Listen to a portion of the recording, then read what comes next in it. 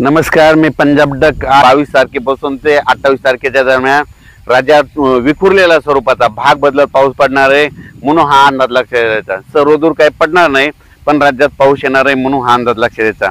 ज्यांचं सोयाबीनचं उघडा असेल तुम्ही झाकून घ्या। मग राज्यातल्या सर्व शेतकऱ्याला सांगू इच्छितो की मग हा राज्यात पाऊस कसा असणार आहे, तर राज्यातल्या सर्व शेतकऱ्याला सांगू इच्छितो की राज्यामध्ये 22 तारखेपासून आपण जिल्ह्यावाईज सांगू। तर सुरुवातीला काय होणार, नांदेड जिल्ह्यातल्या शेतकऱ्यांनी अंदाज लक्षात द्यायचा।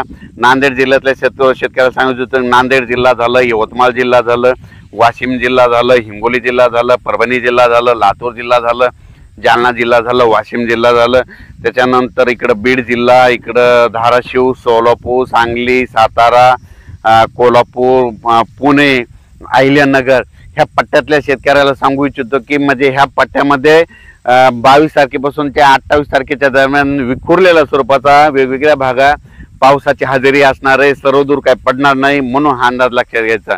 आणि त्याच्यानंतर मग सांगायचं झालं तर हा पाऊस राज्यामध्ये मराठवाडा आणि पश्चिम महाराष्ट्रात या पावसाचं थोडं स्वरूप जास्त असणार आहे आणि काही काही जिल्ह्यात काही काही भागात थोडा जास्त पडणार आहे।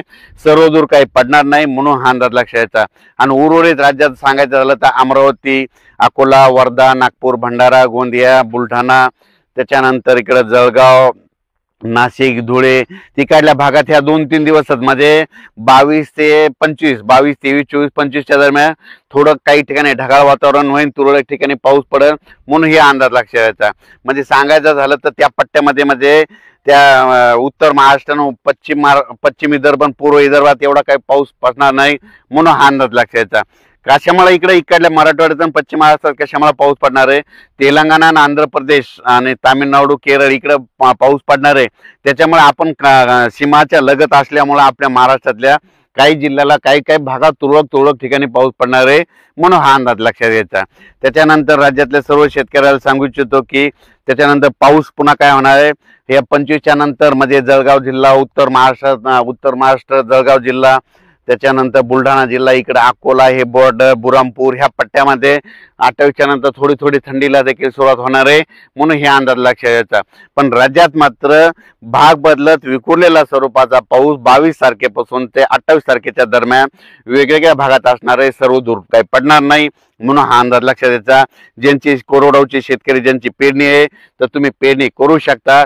माझी शेतकऱ्याला विनंती की कोरडवाहू शेतकऱ्यांनी चणा पेरल्याच्या नंतर काय करायला पाहिजे, त्याच्या पेरणी केल्याच्या नंतर हलक्या हाताने त्याला रोटावेटर करा। हलक्या हाताने जर रोटावेटर केलं ना काय होतंय की तुमच्या त्या काय होतं, डुक्कर जे असतात ते काय करतात, पेरणी उगवताना म्हणजे पेरणी केल्यापासून 4थ्या दिवशी मात्र ते हरभरा उकरून खातात।